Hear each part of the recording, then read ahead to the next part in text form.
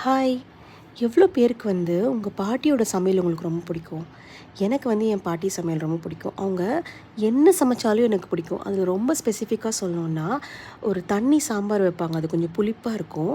அதோடு சேர்த்து கருணக்கிழங்கு ஃப்ரை பண்ணி வைப்பாங்க. அதுக்கு எனக்கு எவ்வளோ சாப்பாடு போட்டாலும், அந்த குழம்பும், அந்த காயும் வச்சாங்கன்னா சாப்பிட்டுக்கிட்டே இருப்பேன். அதே மாதிரி எங்கள் அம்மா பண்ணுறதுல எல்லாமே பிடிக்கும். ரொம்ப ஸ்பெசிஃபிக்காக எங்கள் அம்மா வைக்கிற ரசமும், எறாத்தொக்கும் எனக்கு ரொம்ப பிடிக்கும். அடிச்சிக்கவே முடியாது. எங்கள் அம்மா குக்கரில் தான் பிரியாணி செய்வாங்க. ஆனால் அந்த பிரியாணி அவ்வளோ டேஸ்ட்டாக இருக்கும். எவ்வளோ வேணால் சாப்பிடலாம்.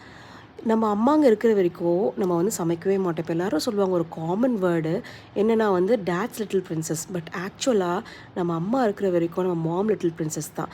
எனக்கெலாம் எங்கள் அம்மா இருக்கிற வரைக்கும் நான் கிச்சனுக்குள்ளே போய் சமைச்சதே கிடையாது. எனக்கு சமையல்லாம் என்னென்னு தெரியாது. ஃபஸ்ட்டு எங்கள் அம்மா இறந்ததுக்கு அப்புறமா தான் நான் கிச்சனுக்குள்ளேயே போகிறேன். போகும்போது எங்கள் அப்பா லெஃப்ட் ஓவர் இட்லிஸ் இருந்துச்சு. அதை நீங்கள் உப்புமா செய்யுமான்னாரு. அதை விட ஒரு கேவலமான உப்புமாவை நான் வாழ்க்கையில் செஞ்சதே கிடையாது. ஆனால் எங்கள் அப்பா எதுவுமே சொல்லாமல் சாப்பிட்டார். அன்றைக்கி தான் நான் புரிஞ்சுக்கிட்டேன் எங்கள் அம்மாவோட அருமை என்னென்னு. ஏன்னா எனக்கு ஒரு துளி கூட சமைக்க தெரியாது. சுடு தண்ணியை தவிர வேறு எதுவும் வைக்க தெரியாது. அந்த அளவு அவ்வளோ பேம்பர்டாக என்னை வளர்த்தாங்க. பட் நமக்குன்னு ஒரு ரெஸ்பான்சிபிலிட்டி வரும்போது நம்ம எல்லார் வீட்டுக்கும் கல்யாணம் பண்ணிட்டு போகிறோம். நம்ம ஒரு குடும்பத்தை ஆரம்பிக்கிறோம். நமக்கு குழந்தைங்க வருது. அப்போ ஆட்டோமேட்டிக்காக நம்ம சமைக்கிறோம். அது எப்படி சமைக்கிறோம்? எதனால் சமைக்கிறோம்? இது வரைக்கும் நம்ம யோசிச்சிருக்குமா? ஒரே ஒரு ரீசன் தான். என்ன தெரியுமா? நம்மக்கிட்ட இருக்கிற அன்பு. அந்த அன்பின் ஆதிக்கத்தினால் அவங்க நல்லா சாப்பிட்ணும், அவங்க நல்லா இருக்கணும், அவங்க ஹெல்த்தியாக இருக்கணுன்ற நினைக்கிற அந்த ஒரு சின்ன தாட் நம்மளை நல்லா சமைக்க வைக்குது.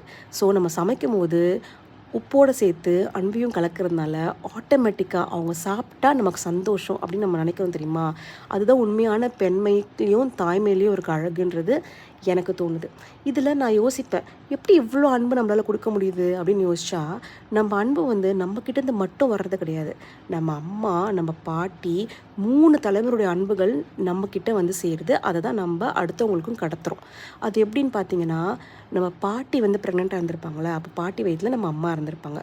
நம்ம அம்மா வயிற்றுக்குள்ளே அப்போவே கருமுட்டைகள் நிர்ணயிக்கப்படுது. ஸோ பேசிக்கலி பார்த்தா நம்ம பாட்டியுமே சுமந்துருக்காங்க. அப்போது சும்மா போகுமா அந்த அன்பெல்லாம்? அவங்கக்கிட்டேருந்து கடந்து வர எல்லா அன்பும் நம்மக்கிட்ட இருக்குது. அதேமாதிரி நம்மளும் நம்ம ஜென்ரேஷன்ஸ் கிட்ட கறக்க போகிறோம். So women love is always very special. Because நம்ம ஒரு ஜென்ரேஷனோட அன்பு மட்டும் நம்மக்கிட்ட இல்லை, 3 ஜென்ரேஷனோட அன்பையும் நம்ம சேர்த்து வச்சுருக்கோம்.